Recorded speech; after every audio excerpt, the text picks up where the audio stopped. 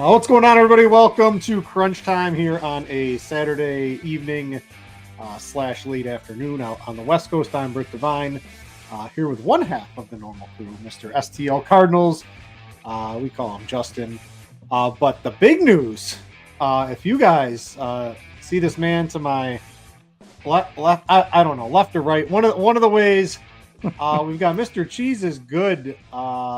The MLB King here at RotoGrinders, Dave Potts, slumming it on the weekends with me and Justin. Dave, what's going on?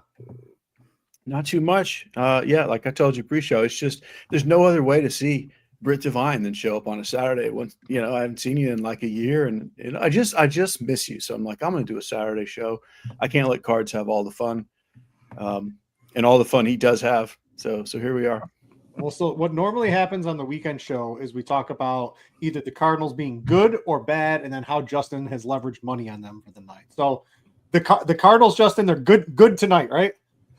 I hope so. It's they're a little bit unpredictable, but I hope they're good tonight. If they won with Michaelis against Pivetta, hopefully they can keep that going against Randy Vasquez. But we'll see. The Padres had 1,700 hits and no runs in that game? Yeah, 11 hits and no runs. That's pretty rare. It doesn't happen too often, but that was the most Michaelis game of all time, really. It was yes, he had one strikeout, 5 innings, 7 hits, no runs, no walks, and 1 strikeout. So that's probably about right. Why your Cardinals won that game, Justin? What's that? I bet the Padres. That's why. Okay, that's why they won. That's fine. Then keep doing that. All right. Well, I'm on. I like the Cardinals tonight. I'm with you. All right. I know who to blame in about 3 hours. Yeah. So welcome, Mr. Cheese, to the weekend show. So Cheese, I don't do a lot of DFS during the week. I'm too busy with kids and helping out when the wife's working and all that. But on the weekends, Cheese, when I do the show, I got the lay of the land here. So let's bring up the screen share, Steve, if we can do that. And the first thing I want to talk about is the weather today, because earlier in the day, Justin, I was reading through your articles. There was a lot of orange in the weather, and the orange has sort of disappeared. I know Roth's at the gym hitting the weights. I got him pulled up on Twitter here. So if anyone sees it before me, if you can post it in the YouTube chat when he starts doing updates, that would be great. But I looked at some radar pregame. I'm not a meteorologist. I looked at Roth's weather. I got to be honest, even though I see a whole screen of yellow, there was orange earlier. I'm currently not worried about any of these games in almost any form, maybe a little bit about pitching in the Arizona-Pittsburgh game, but that's on the 6 o'clock slate. That's more for sports betting, something like that. As far as the main slate goes, Justin, I'm good. I don't have any worries. How are you approaching this right now with sort of the changes in the weather and what Roth has here on the screen right now? Yeah, Chicago was the worrying spot earlier in the day, and it seems like most of that has gone into Indiana now, and anything that's popping up seems to be doing so a little bit more south. So I'm almost directly west of Chicago, and we aren't getting any rain. We haven't gotten any rain since early this morning. So, I'm not concerned at this point. That was the one I was keeping an eye on. That game mainly isn't ideal for pitching anyway. You're probably taking bats there. So that was the bigger concern early in the day. Right now, I think it's probably fine. Baltimore was the other one. Again, that seems largely fine and is a spot you're probably going to want to look to Orioles bats. So, I'm not concerned about the weather anywhere myself as well. Cheese, are you doing anything with the weather earlier in the day? Like I said, I was a little worried. Seems pretty good right now. I know Roth's going to have some updates. As soon as those come in, we'll talk to the people about them. But I don't know. I'm go with all the games right now.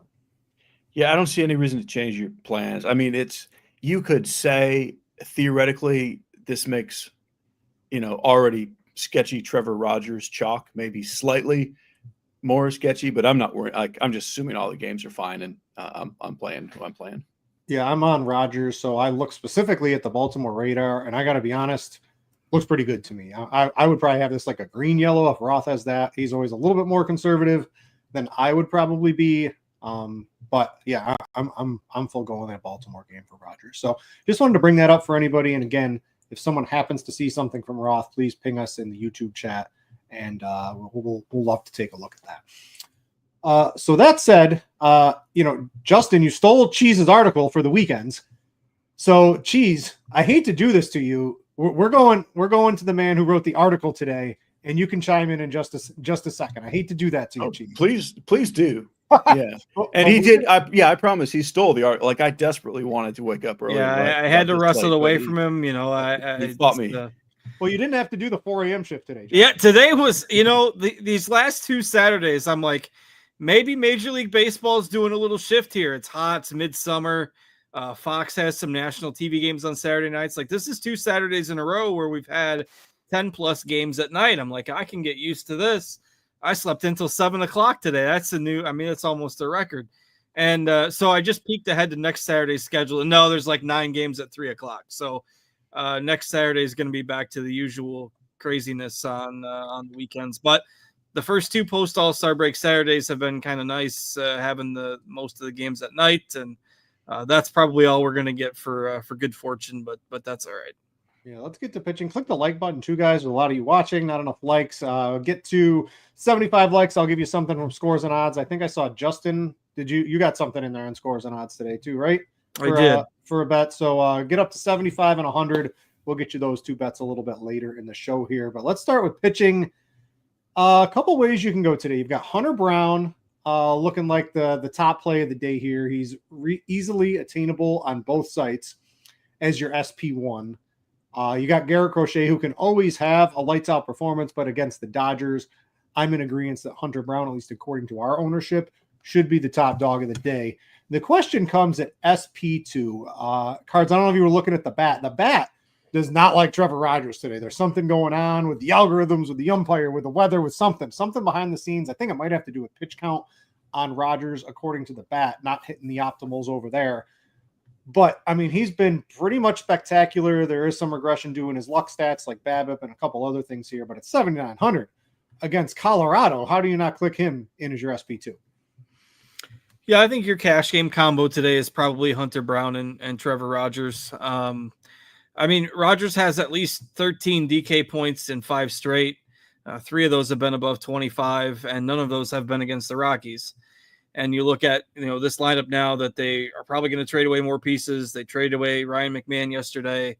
I do agree. Rogers is definitely going to regress at some point here in the second half, but it's probably not at home against the Rockies where they're a huge favorite. So particularly on DraftKings where he's 7.9K, he's the 9th or 10th most expensive pitcher over there. He's priced up a bit on FanDuel. You don't need to play him over there, but on DraftKings, I think it's Hunter Brown and Trevor Rogers. You could maybe consider Joe Ryan if you're not in on Brown. It all depends. There's several different schools of thought on how good the A's offense is. And, of course, Nick Kurtz got all the headlines last night. And the A's splits against right-handed pitching are pretty good. But, I mean, Crochet, if you say Crochet's facing the Dodgers, right? So it's not like he's got an easy matchup either. You can absolutely play Crochet. I think he's more of a tournament guy tonight. I'm probably going Brown and Rogers if you're doing cash games. Maybe Joe Ryan would be my third choice. Probably not going any lower than that. I just don't think there's a need to. If you're on, DK at 7.9, Rogers is cheap enough. You can still get all the bats in. Maybe the one guy that could get some buzz below that would be Jacob Lopez at 6,500 against Houston. He's had pretty good strikeout numbers. His first handful of starts, I'm fine with that. I just don't think you need to do that in cash games. So that's probably some combination of those guys is your cash game group. Quite a few others that you could maybe throw into the GPP mix if you want to, but I'll stop there for now. Yeah, Cheese, where do you stand on the pitching today? And I also want to ask you too. So what do you think there's been more of in baseball? We just had Justin mention Kurtz, who had 4 home runs last night. Have there been more 4 home run games or more perfect games pitched? And then what's a bigger feat to you? I would guess there've been more perfect games. So there's been 24. This is just a Google search. So their AI, I don't know if this is true or not. We don't know. I saw this on Twitter earlier, so it's accurate if you're going where I think you're going. It's 24 perfect games and 24 home run games. So to you, you've been around baseball a long, long time. What's the more impressive feat? I feel like it's the perfect game because the 4 home run games, I bet some of them are like you're hitting off some position players late in the game. Yeah, I mean, certainly in real life baseball, like a perfect game is the best possible thing. Like you can't lose the game. I mean, can't like theoretically there's a 1 in 10,000 way you could lose the game. Like a perfect game is aptly named perfect. 4 home runs, yeah, that whoop-de-doo. Like the A's would be better off if Kurtz had hit one of them last night and saved 3 of them for a game when they need them. Not that that's not great and it's amazing, but yeah, I would take perfect game over 4 home runs. And is he? And I mean, his fourth one was off a position player, right?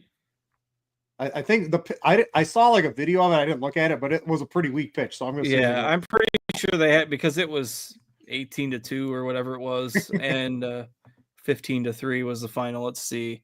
Hummel pitched the 9th, not very well, but he did. Kurtz putting up prime Russell Westbrook fantasy numbers yesterday. So to his credit though, he almost had another one earlier in the game. So just missed 5. If you want to, I mean, that would have been 5 home runs. That takes you over the mountain. Yeah. But only 4. You're still behind the perfect game. Geez, I mentioned Russell Westbrook. That is a basketball player, so he's not. I've heard of him. Do not ask me what team he plays for, if in fact he still plays. Does he play for a team? He's slightly irrelevant now. It doesn't really matter. Okay. But pitching tonight is relevant. What are we doing here? Give me kind of your breakdown towards the top guys. I think Kirby's interesting as a tournament swerve. Against that mostly right-handed lineup, you get maybe a little bit of a strikeout upside. No walks to righties. Kirby's probably my GPP pick in this tier, but what are you doing overall? It's a very interesting slate.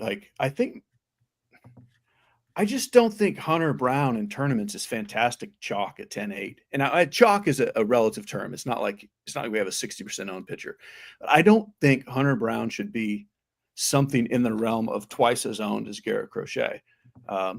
Today's Dodgers are not really that much better than today's A's.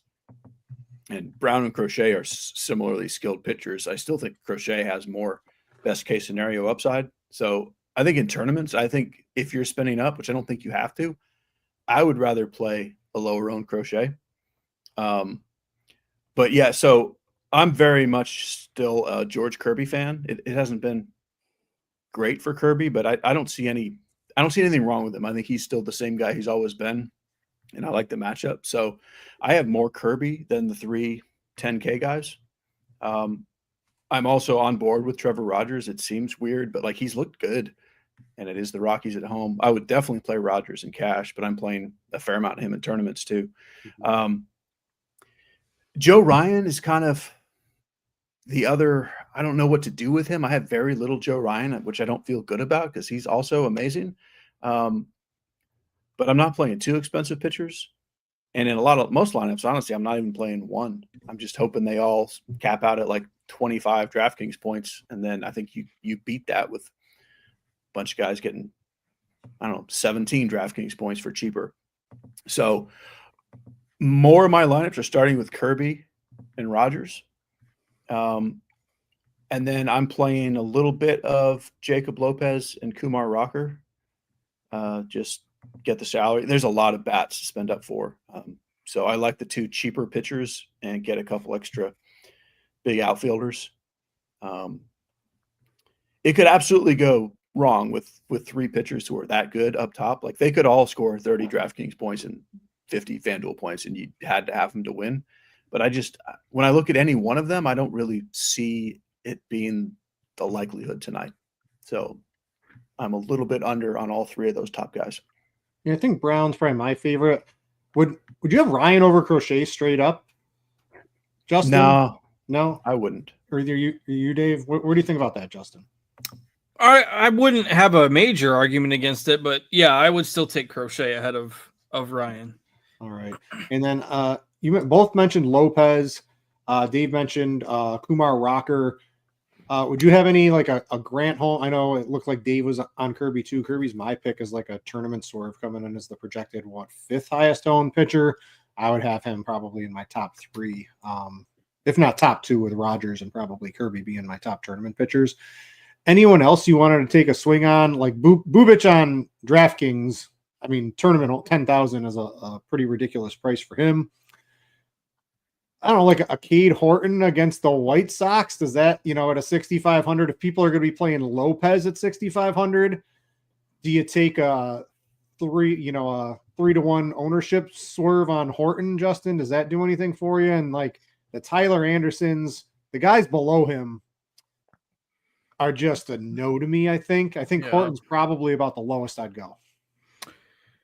Yeah, Liberator might have been an option a few months ago, but he's kind of regressed, and the elite walk rate has gone away, so I'm not interested in him.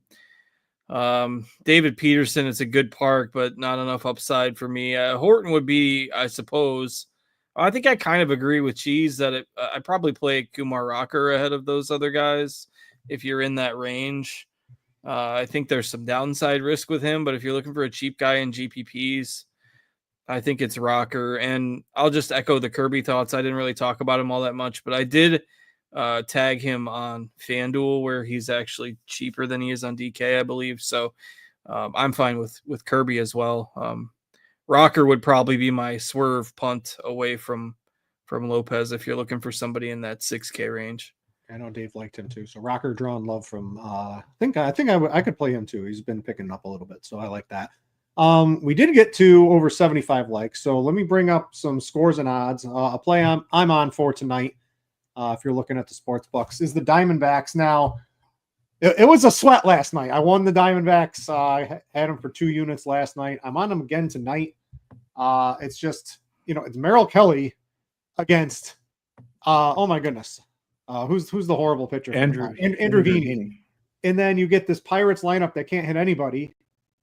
The line makes no sense. It's moved a little bit. I got it at 130 Cheese. I said it was around 150. I see it's hitting around 150 at a couple books. It looks like 142 on FanDuel is about the best right here. What do you think? I know it's not on the slate tonight, but from a sports betting perspective, I know you look at everything here. This just seems like a complete mismatch, and the line should be like even maybe a little higher than 150 to me. Yeah, like I don't really follow lines because there's no sports betting here, but yes, I mean, if you had just asked me if I hadn't seen it and you asked me what I think the line is, I would guess probably like minus 160 or so for Arizona. Yeah, so this is one bet I like. It was a little bit better line earlier, but the FanDuel one at 142 if you want to go get that, if you're looking for something to sweat with the scores and odds crew. We'll get to that. Justin's got one too. We'll get to that one after we go over some bats for tonight. And I guess, Cheese, I'll stay with you for the bats overall. I'm going to bring up some of their projected ownership. No surprise, Baltimore against Senzatella leading the pack here. If their stack ownership comes in at 11.5, SimLabs is saying, hey, play him even more. I might agree with that because Senzatella might be the worst starting pitcher in the league. Then you get a bad bullpen behind him. The Baltimore offense stinks, but if there's ever a get right spot, it's got to be tonight, Cheese. What are we doing with Baltimore? And then Minnesota is probably one of the other more popular ones along with the Cubs. Of those three, do you have a favorite? Is there one you might be underweight on? Do you have a reason to want to fade any of them? Yeah, so like you said, I mean, this whole slate is very simple. You look at it, and if you don't play the Orioles, Twins, or Cubs, you're different. Doesn't matter what else you play. Like those three are just very obvious. I'm kind of with what you said, like the Orioles against Senzatella, and the Orioles against a low strikeout righty. Like that's the ideal spot for them to be. And then the Rockies bullpen is even mostly low strikeout righties as relievers go. So yeah, out of those chalk teams, definitely Baltimore for me. I'm fine to be over the field, even though they're chalk. Out of the other two, I mean, I like them too. Like, I think this is good chalk with all three of these teams. Like, it's hard to see how they fail. I think you could get away with not full stacking Minnesota. That would probably be the one I would skip if I had to skip one. Or maybe the Cubs because of salary, but that's why I mentioned all the cheap pitchers, is because then I can play those like three big Cubs outfielders. So I'll rank them Orioles, Cubs, Twins. Yeah, that's just right in line with the ownership. And I do agree with the salary. If you play, even with Rodgers, if you play one of the more expensive pitchers, I mean, you can't stack any of those offenses here. You need to go with two of the sub 8K pitchers to even sniff a Cub stack tonight on Draftkings. So I see where Cheese is going with that. Justin, to me, I think I would. Senzatella's been pitching a little better, but it's, I mean, I don't know. He's somehow been worse away from Coors Field too this year, which also makes no sense. I would agree with SimLabs on this one. I don't always, but I would definitely be overweight Baltimore if this is the actual ownership that they're going to come in as. Baltimore just seems like the absolute best play of the night. Yeah, I agree. That's how I put them. And I am more in on the higher end pitchers. And so I put in the article today, I'm underweight on the Cubs as a stack because it's harder for me to get them in there with the expensive pitchers. I prefer targeting the Cubs as one-offs with those power bats, Michael Busch, Tucker, Crow Armstrong, those guys. It's just, if you're playing Crochet or Brown as your SP1, it's tough to full stack the Cubs. So Cheese and I are basically saying we both like the Cubs. It's easier for him to get them because he's going cheaper with pitchers. I'm going higher end with pitchers, so I'm underweight on the full stack. But I do like them as one-off plays.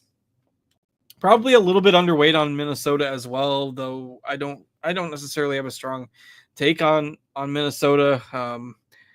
I just think maybe Mitchell Parker's a little bit better than his numbers indicate, but he has gotten hit hard a couple of his last 3 starts. So that one worries me a bit. But yes, Baltimore is the team I have the most exposure to in here. The Cubs are the team I've got the most exposure to as one-off power bats. And that's kind of how I'm handling that top group. What do you got below that, Justin? Because there's, like Cheese said, if you do anything other than those 3, they're eating up, I might even say more, 30 to 40, maybe closer to 40% of the stack ownership, honestly, in my opinion tonight. Anything else is different. So of that, anything else that's different, what's your favorite way to do that? Yeah, I think there's a couple that I like a decent amount. The first would be, I think Seattle's really interesting. They're facing a low strikeout pitcher in Anderson. Outside of, a couple guys, obviously Cal Raleigh, but the stack is, pretty affordable if you take some pieces from the bottom part of that lineup. Anderson has had reverse splits at times in his career, and Josh Naylor is in there tonight in a lefty-lefty matchup. Probably not going to get very much ownership. And we have all the Seattle bats basically at 10% or less on DraftKings. So Anderson's not going to blow the ball by anybody. If you're looking for a late night stack, I think Seattle is definitely interesting. The Cardinals are tough to play individually, but at some point, Randy Vasquez has got to get lit up. I do not know how this keeps on happening, but the guy has an xFIP of about 5.5, like an 11% strikeout rate, and somehow gets everybody out. I don't understand how that keeps happening, but it does. But it's super hot and humid in St. Louis. The ball's been carrying pretty well the last couple nights. And I think you can definitely look to the Cardinals as a stack. Their team total is about the 4th or 5th highest, I think. So yeah, Seattle would probably be my number 1 sneaky, and then the Cardinals, and maybe throw Boston in there as well against Kershaw, another team that I don't really know how Boston keeps doing it, but they've got good splits against lefties. Bregman's back, so Kershaw is not that high strikeout guy anymore. Doesn't go super deep into games. Dodgers have been a little shakier in the bullpen of late. So, yeah, Seattle, St. Louis, Boston are the other teams I'd throw in the mix. All right, I'm going to hit you with one more because we got 100 likes. And your team on Scores and Odds today is the Braves. The Braves make the offense. It looks like SimLabs likes the Braves too. If I scroll back over to that as a positive ownership play today, what are you liking about the Braves from a sports betting perspective? Yeah, I did bet them today. I mean, a little bit unpredictable on both sides with the pitchers. Like, I've got some Kumar Rocker exposure for DFS and GPPs, but I've also got a little bit of Grant Holmes too. I mean, the control's been a little bit wonky, but if you consider that pitching matchup largely a wash, I know Atlanta's disappointed all year, but that's relative to expectations. Let's not pretend like this Texas offense has been some elite, juggernaut all year. They've been better since they got Corey Seager back in the lineup full time, but still an offense with some outs at the bottom of the order. I think Holmes is better than what he's shown lately. This is basically even money. I would have put the Braves as a small favorite in this game. So I know they're kind of fading in the race and maybe losing focus just a little bit, but I think the Braves win tonight. Yeah, I like the Braves too, so I followed you in on that one. So that'll be a couple of sports betting picks. Thanks, guys, for getting us over the likes. I don't really have any more. We're going to focus more on DFS, but if you haven't hit already, please do. We would appreciate it. Cheese, going to go back. Offense, Justin mentioned Braves, Cardinals, Mariners. anyone down a little bit lower you want to take a bigger shot on that no one's really using? I can make a case for the Brewers, the Padres, and then the ugly Marlins and White Sox. I mean, I don't think the White Sox are totally wildly fluky with how they've been hitting well. I mean, they're obviously not great, but like they're not. Neither the Marlins or the White Sox are as bad as still the reputation seems to be. Like, I think they're always good, cheap stacks against mediocre pitchers, which they both get tonight. 4 games out of 7 since the All-Star break, the White Sox have scored double-digit runs. Yeah, they're definitely they were underperforming. I think in the start of the year they made a couple additions and things like that. But yeah, I mean, nobody took them seriously when they threw, Andrew Benintendi in the cleanup spot for a few games there at the beginning of the year. He's still hitting third, but they've been playing a lot better. I mean, they look a lot better now. Geez, if DFS was around for all of those 20 home run games or 4 home run games, would Nick Gertz be the lowest owned player ever coming off 4 home runs today? Over under 72 DraftKings points for Nick Gertz.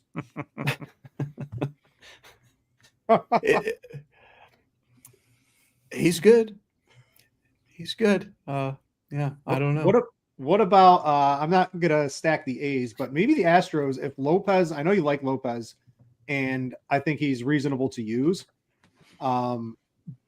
But Houston, all the righties against Lopez is maybe like a leverage stack against what's probably the highest owned cheap pitcher. Does that, from a large field tournament perspective, sound okay? Oh yeah, they're another team. Like they're like as cheap as those other teams I mentioned, and I like them a little better for mini stacks or picking out a guy here or there. But I have at least 1 or 2 full stacks as well. Yeah, I think it's against the low owned cheap pitcher. Well, Rogers is the high owned mid-tier pitcher, but Lopez is going to be the higher owned, really cheap pitcher that people are going to tonight. And Houston doesn't seem to be getting a lot of ownership. And SimLabs is showing that it's a positive EV stack. I would agree with that too. I think SimLabs is right on it today. Yeah, they have some very, very cheap power upside. I mean, they should, even if Lopez pitches well, they should hit a couple homers. And then there's always that bullpen. Yeah, I like that one. So that was a quick run through from offense. Let's go position by position. But before I do that, I need to tell you guys about Fantasy Labs. It's your home for season-long fantasy football and best ball content. You can get access to rankings, projections, articles, and more from award-winning experts like Sean Kerner and Chris Raybon.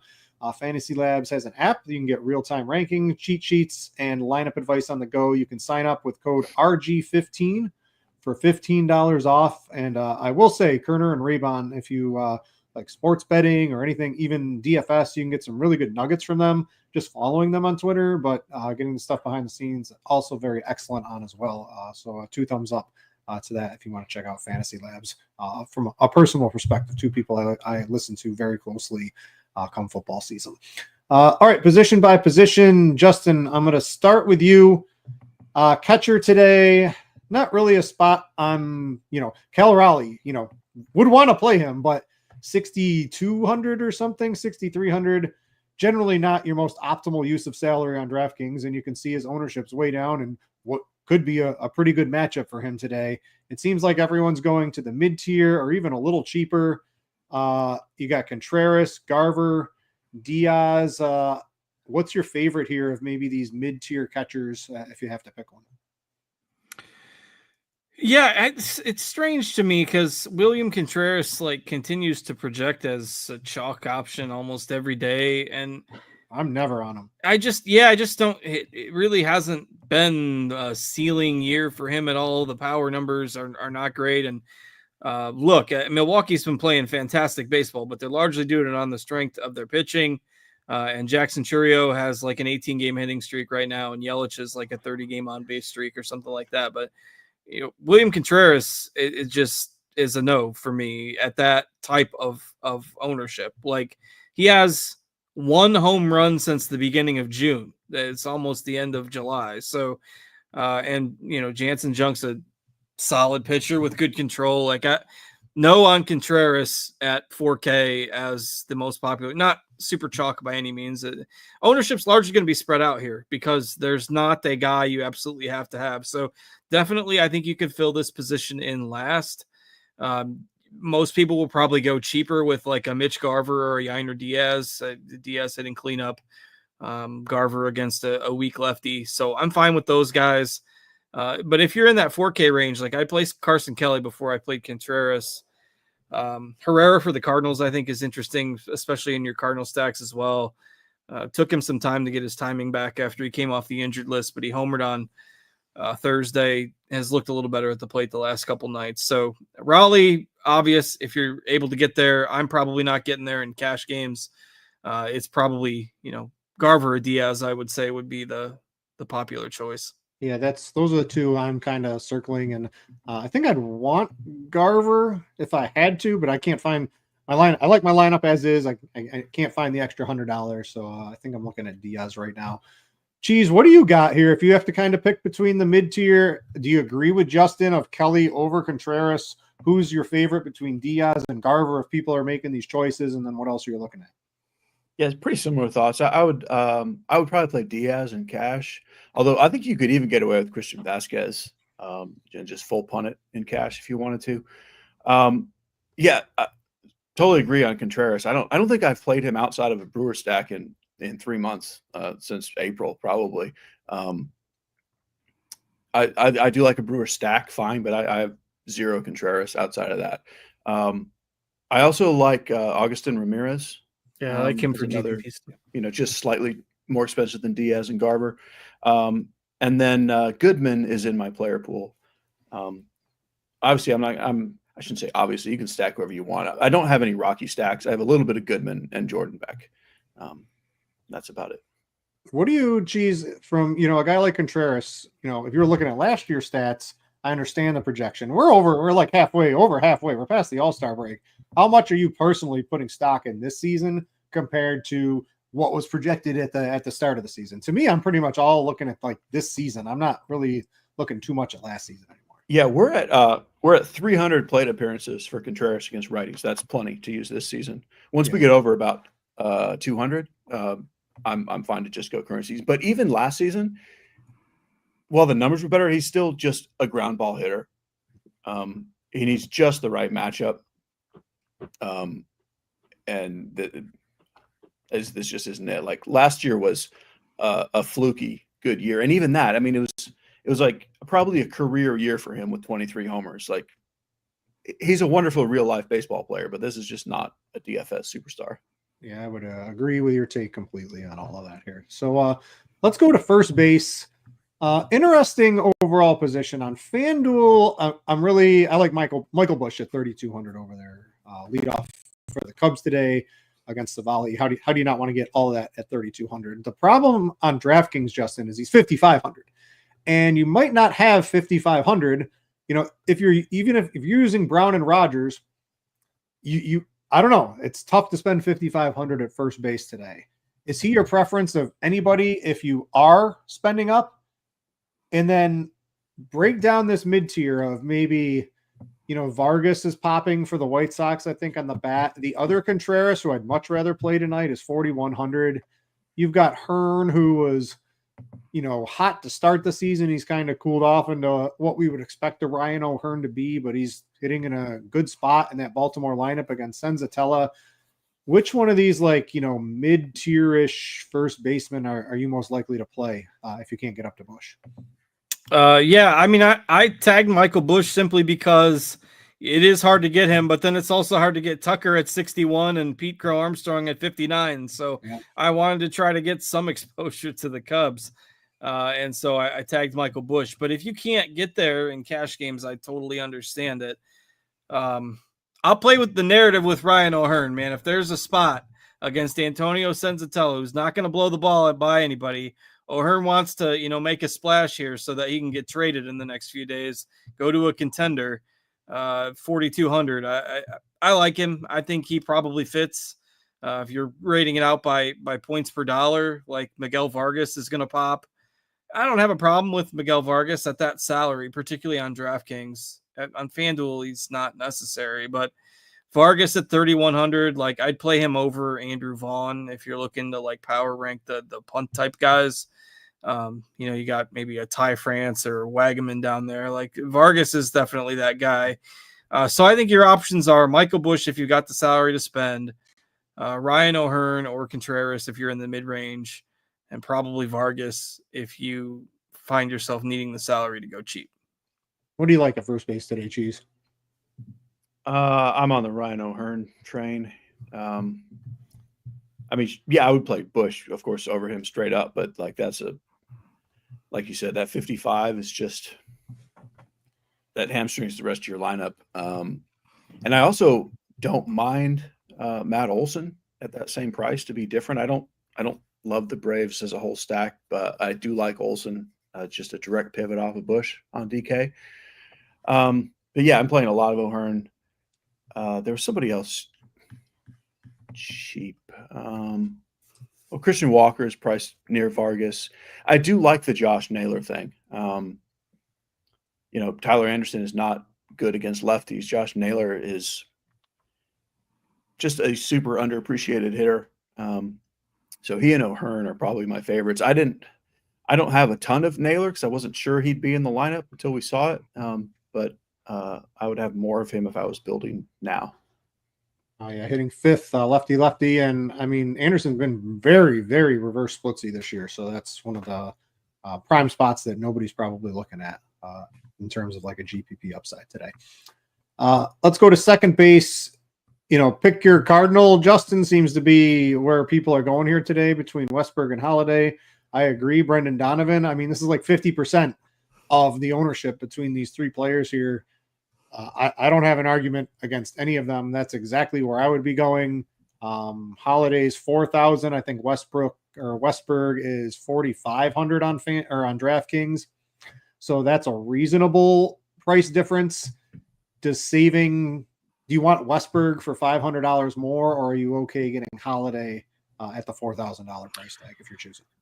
Yeah, I don't have a strong take. I think Westberg is probably the more likely guy to put up a ceiling score, so he's more likely to, put a big dent in the slate as opposed to Holiday.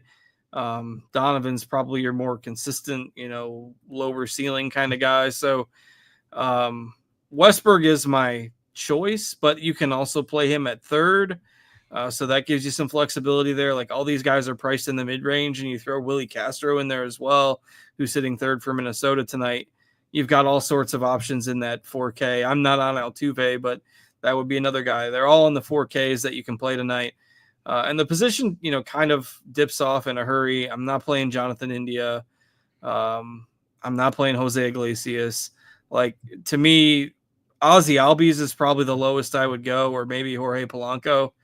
But yeah, those 4K options, I mean, you're in that $3,600 to $4,600 range at second base for sure. I've tagged Westberg just because I think that he has the higher ceiling potential, but it's not an absolute strong take. Geez, I don't know if you can see my screen here, but can you rank the Westberg, Holiday, Donovan, and Castro? They're all right around that same price tag for people. Yeah, I would just flip Castro and Donovan. I would go Westberg, Holiday, Castro. And then you can add the cheap Brooks Lee. And this is like where you start to see the Orioles Twins chalk taking off. And so many of these guys Westberg and Castro and Brooks Lee are all multi-position eligible. It just makes it really easy to build those stacks, which is why that's the chalk. But yeah, give me those two Orioles in the order we have them. Yeah, I think I like that order as well here. Third base to me, how do you not want a cleanup Royce Lewis for a reasonable price tag? I know you want to try to get Westberg. So if you're using Holiday at second, you can play Westberg at third on DraftKings. But Royce Lewis, healthy, hammering the ball over these past maybe week or so. This is when you want to use Royce Lewis, when you know he's fully healthy and on the field, hitting home runs when he's cheap. He's up in the cleanup spot today. I mean, he's my guy, Justin. That price tag is just too hard to pass up. Yeah, it hasn't jumped from those big games against the Dodgers earlier in the week. I kind of thought that today would be the day that it spiked, but I was shocked to see him still at 3K and 2,700 on FanDuel. It was a terrible. I mean, he was injured, and then when he came back, he couldn't hit anything. But then all of a sudden, you had basically 3 out of 4 spike games in a row, and in the number 4 spot against I think Parker's better than his recent numbers, but it's not like he's an ace by any means. And then Washington's bullpen has been pretty much a disaster lately. So it feels a little bit like chasing, but I mean, you got to remember this guy hit all those grand slams when he first came up. And it was, seems like an aberration that he was so bad earlier this year. So yeah, it's Lewis. I mean, you're playing him in cash games. I think you're making a mistake if you don't. You could have an argument for sure. I'll leave that for Cheese about whether Lewis makes sense in GPPs at super high ownership. I think he'll probably end up even higher than what we have him, but he's your cash game play, and probably no question about it. Yeah, Cheese to me, I think I'd flip Lewis. Maybe I think I understand why Westberg is getting a little bit more ownership because he's dual position eligibility. But in the third base spot, people are going to be slamming in Royce Lewis over Jordan Westberg. What do you think? How do you approach these guys? I kind of did it with Corey Seager. When he came back from injury, he was horrible for like 3 or 4 weeks. I needed to see it from him before I started to use him. Now he's Corey Seager again. Same thing with like a guy like Royce Lewis to me. I've seen it. Now I can play him. The price tag is great. The matchups, not A+, but it's like an A-. I mean, how do you not want to play him today? Yeah, I mean, they should have raised his price. They don't always have the guy available to push the button to raise people's salaries, sometimes for months at a time. He's doing other things. Keep in mind, and I'm not saying that Royce Lewis we don't know how good he is, but like 2 years ago right now, everyone was as excited about Lewis as we are about Nick Kurtz right now. This is not like some nobody. I mean, maybe the initial hype was overblown, but like, is a very talented guy. And he should be for 4,500. And he was probably 5K then when he was on that tear. Oh, he was definitely 5K. Yeah. And I think he's going to be like 40% owned in small field tournaments. Like I think it's going to be just massive chalk. So with that, well, I do like him and he's underpriced. Like I love low owned Manny Machado. I'm going out of my way to spend up to be different where I can. Like Lewis is the best play for the salary. But like I'm kind of eating chalk all over the place. So when I see a spot where I like a player better, and again, I have some salary because I'm going cheaper at pitcher. So give me Machado, just to be a little different. Machado versus lefties, definite. Tatis, we'll talk about him. Tatis versus lefties. I'm a pass on him versus lefties. I know he's getting some love, reasonably cheap price too, but I would play Machado straight up over Tatis if I had to today. I don't know. I think that's about it at the third base position. Let's go over to shortstop. Pretty easy to get Gunnar Henderson and or Carlos Correa on your FanDuel teams. FanDuel specifically, what's Correa's 2,700? Very cheap over there. On Draftkings, Correa is what, 3,400? So do you want 4,700 Gunnar Henderson, Justin? A $3,400 Carlos Correa. This basically is this decision here is what shapes your lineup on DraftKings today.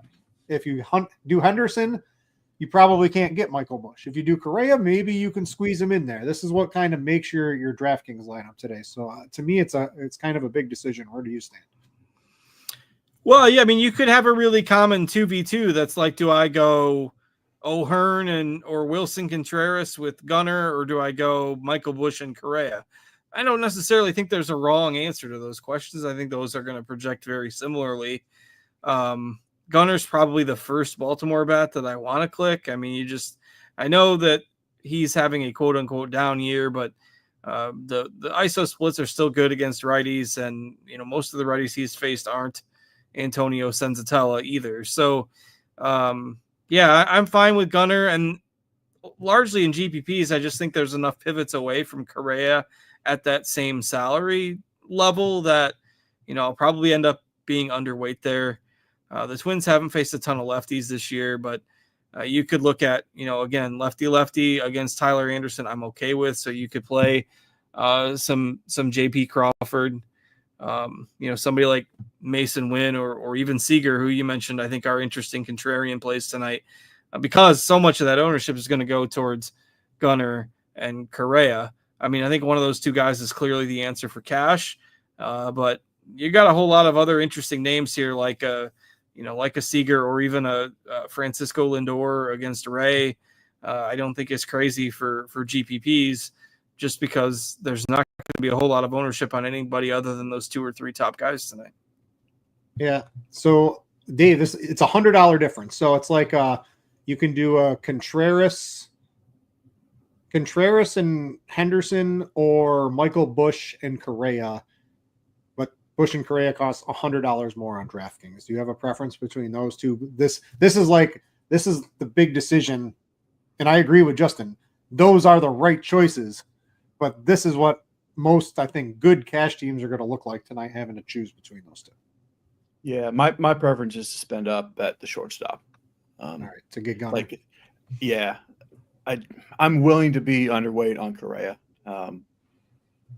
He's a great play. It's kind of like the Royce Lewis thing, but I think Royce Lewis I would rather play than Correa. And we have more, Gunnar Henderson is such an obvious play, and Corey Seager I think is a pretty obvious play too. So out of the sort of cheap chalk bats, Correa is the one I'm the most underweight on.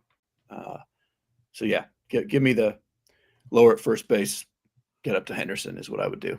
All right. I think that's what I'm doing too. If I had the $100, I might do the Busch Correa, but I don't have the $100 in my current lineup, and I don't want to mess it all around leading right into lineup lock. So I think I'm locked in with Gunnar personally as well.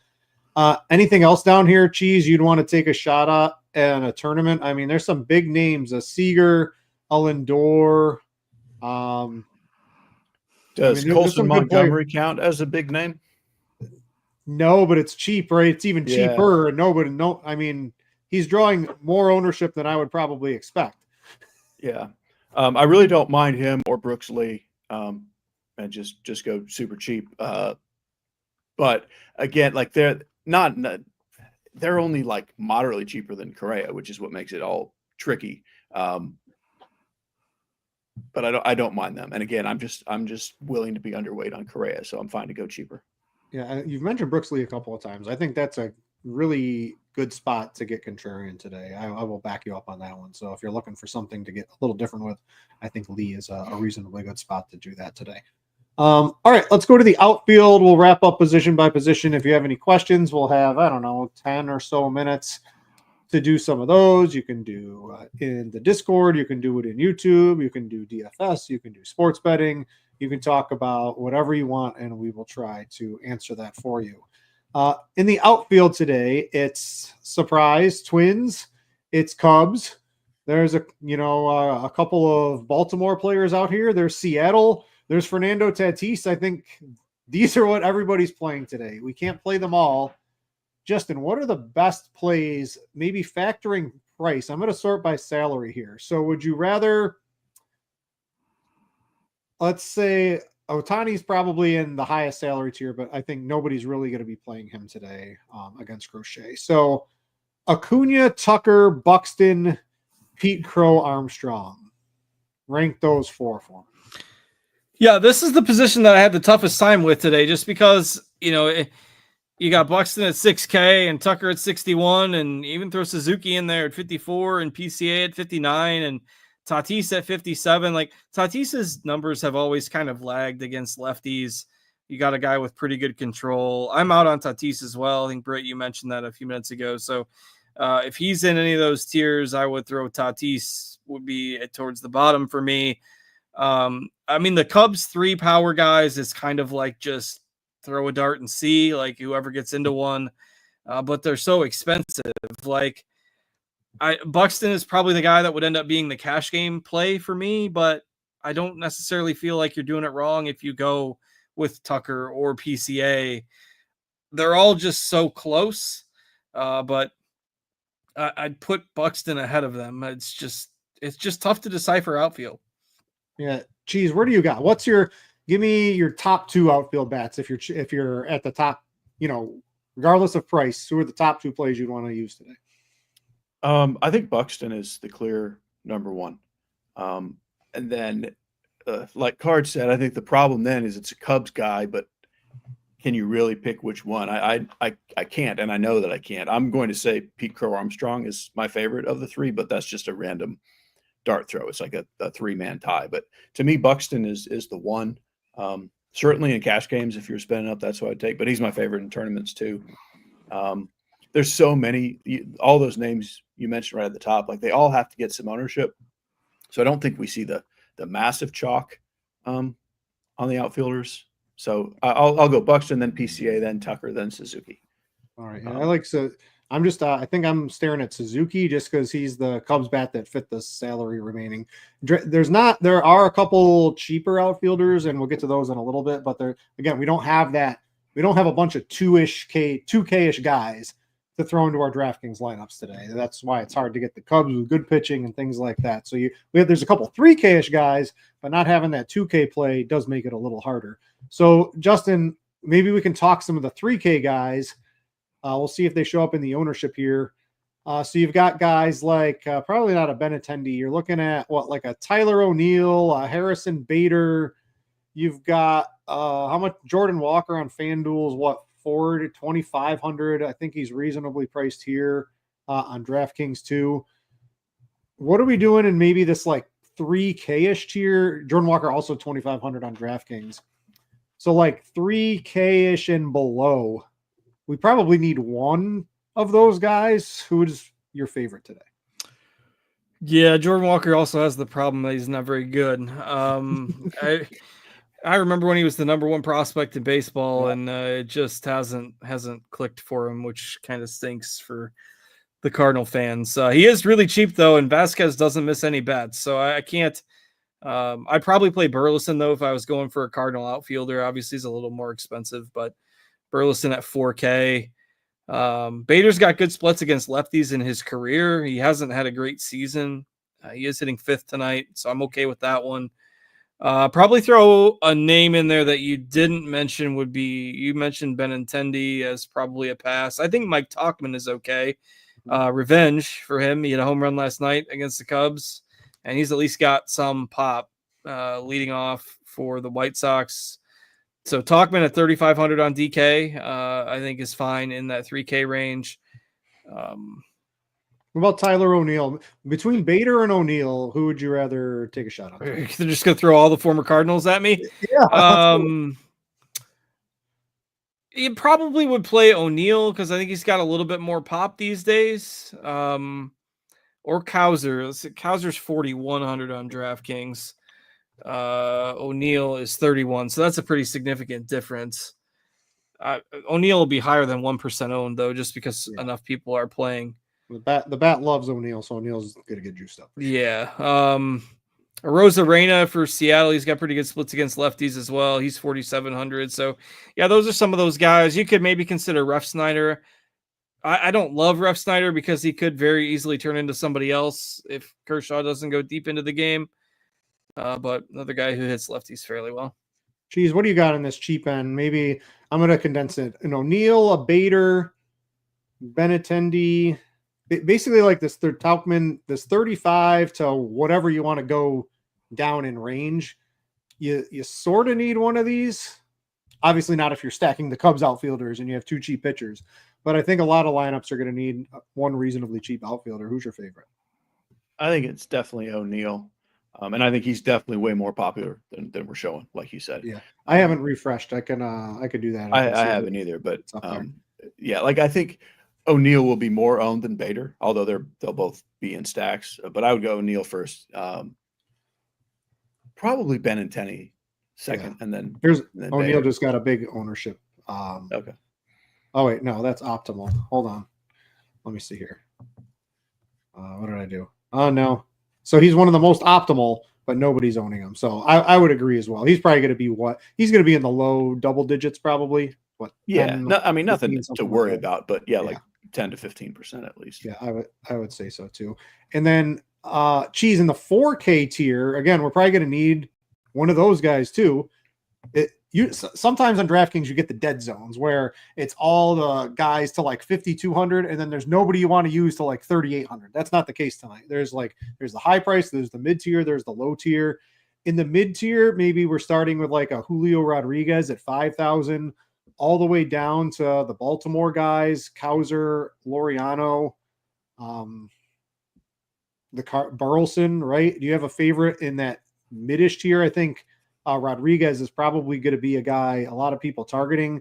Do you worry at all? When a guy like Tyler Anderson shows reverse splits so big, and he's done it this year really large, last year not so much, but it was still there. How do you approach that against everybody wanting to use these Seattle right-handed bats against him? Well, it's still because he's still not good against righties either. It's just he's worse against lefties. So it's not like he's amazing against righties. So I'm still quite good with them. But I don't think they need to be more expensive than the Baltimore guys. So I do prefer Cowser and Laureano with salary factored in over J-Rod and Arozarena. And then I think probably as a one-off, I would probably go Burleson over the Baltimore guys. And you also run into the problem. I'm pretty sure you can only play 5 Orioles, and we're already at like 8. So it's pretty hard to play more than one Orioles outfielder. So that also boosts Burleson up a little bit. That might keep the individual ownership down on Baltimore, because as the sims and the algorithms run through the Baltimore guys, I mean, you want to play everyone in the top 7 of the lineup, right? And you can only play 4 on FanDuel and 5 on DraftKings. So maybe individually, and I think keep them all down a little bit. Cedric Mullins is the one who will probably get pushed out of lineups the most, just because he's down at 8th, and he's a couple bucks cheaper. And they're all very similar. Laureano, Cowser, O'Neill, Mullins, and they're all hitting in a row. Any of them could hit a home run, pretty close to the same likelihood. So I'm fine. Just whoever happens to fit your build salary wise, just put that guy in. All right. So I think we just finished up all the positions. I'm going to go to the live stream chat. Let me see if we have anything on there. I'll get to YouTube in just a second. D-Rock in the live stream chat, this was maybe 10 or 15 minutes ago. Cheese, he wants to know, would you rather have actually this question's so niche, I'm going to pass on it, and we're going to go over to the YouTubes here, and we'll work backwards. Kid Kobe wants to know, favorite under 9K pitcher on FanDuel. Justin, you wrote the article. You've probably looked at more DFS prices and analysis than just about anybody out there today. Who do you got under 9K on FanDuel? Yeah, it's Kirby at 8,800 without a question. Geez, you were on Kirby. I like Kirby too. That's probably your guy. Yeah, I have. I didn't play a ton on FanDuel. I think I have 100% Kirby, or if not, he's $900 cheaper than Trevor Rogers on FanDuel. All right. Let's see. We've got Black Main wanting to know Joe Ryan or Garrett Crochet. This was on a FanDuel tournament. If you got to play one of those guys, Cheese, do you have a favorite between the two? I mean, it's extremely close. I prefer Crochet. What about you, Justin? Was this between Braun and Crochet? Ryan and Crochet. Oh, Ryan and Crochet. Yeah, I go Crochet as well. Okay. Darnell wants to know DraftKings cash pitchers. I'll handle that one. To me, it's very clearly Hunter Brown and Trevor Rogers.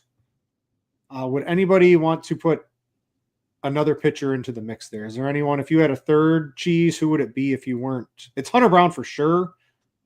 And I think Trevor Rogers for sure. I don't know. Those are my guys. Yeah, I would not yell at you if you played Kirby and Rogers to get an extra bat, but I think it's Brown Rogers. Okay. Let's see.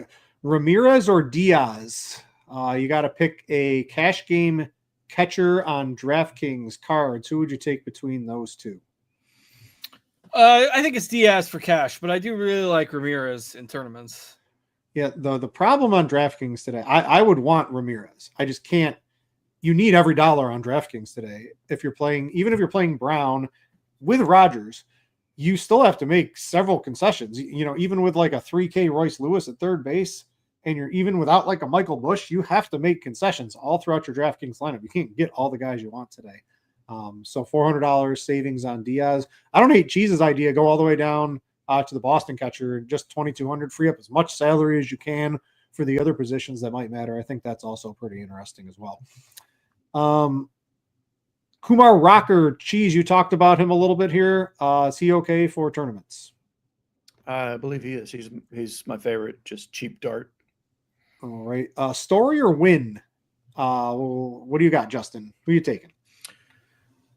That's a tough call. I don't mind either as a kind of a dart tonight. I'll go with win. I just think the Cardinals get to Vasquez a little bit, and it's hot, humid. Beaner from the Discord chat wants to know any love for the White Sox players. Cheese, give me your top. If you I don't know if you have to be forced, like Justin said. They're hitting the ball pretty well here. What are your top 2 favorite White Sox batters? Would you consider stacking them? Let's say you had 20 lineups. Would you throw a White Sox stack in there tonight? For sure. I would have a White Sox in my first 12 to 15 lineups. I would do Vargas, Benintendi, Teal, Colson, Montgomery. All right.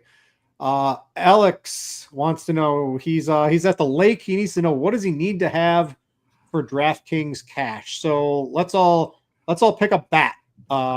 Cheese, I'll start with you. A bat you have to have on DraftKings cash tonight. I mean, on DraftKings cash, you start with Royce Lewis for sure. And I think you play Byron Buxton as your spend up and start with those 2. All right. I was going to say Lewis. Give me Jackson Holiday. You can get him at second or short. 4,000 guy I need to have over there. Justin, what are you looking at? Yeah, you got to play a couple of Orioles. I mean, Westberg, Holiday, O'Hearn, like maybe 2 of those 3 guys. I agree on Lewis and Buxton. Those are probably your starting points. Right, Cheese. We've got multiple requests for dong calls. What do we got? Does that mean home runs? I believe it does in today's business. All right. Just got to make sure I know what we're getting asked for here. Let's go with Manny Machado up top there, and Ramon Laureano in the mid tier, and how about Augustin Ramirez? Yeah, I like all 3 of those. If I had more than maybe after the show, I will get to those. But I looks like I got to put in some home run bets. So there's a couple dong calls from Cheese. Let's see. We got a couple more questions. Chris wants to know Happ, Hauser, or O'Neill on FanDuel cash. Probably take out of that. I'd probably play Happ. They all have pluses and they all have minuses. Yeah, it's pretty similar. I mean, I'd maybe lean towards O'Neill, but that's not a strong conviction. I hate playing. If O'Neill was like on FanDuel like 2,500, like Jordan Walker or something, I think so. I don't know. I hate playing those guys so far down in the lineup. He's 3K on FanDuel, right? So it's a little bit different over there. What do you got, Cheese? Who would you play between those 3? In cash, I would play Ian Happ. Yeah, I think Happ for me. Don't love any of them personally. I'm not on any of those. Let's see. That's all from YouTube. O'Neill or O'Hearn FanDuel cash. Everyone's on O'Neill hitting 7th tonight. I know the bat's really on it. I understand it. If there's any one he's going to hit a bomb against, it seems like Senzatella is a good one here.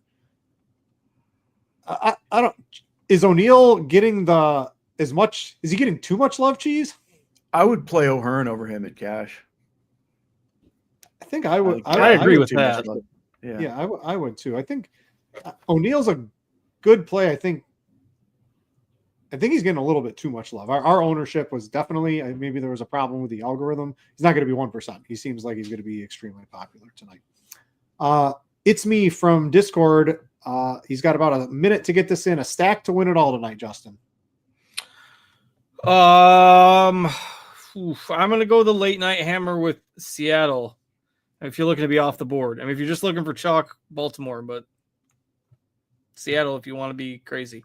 What do you got, Cheese? For the crazy off the board, I'll go with Miami. I like that one. Give me Houston.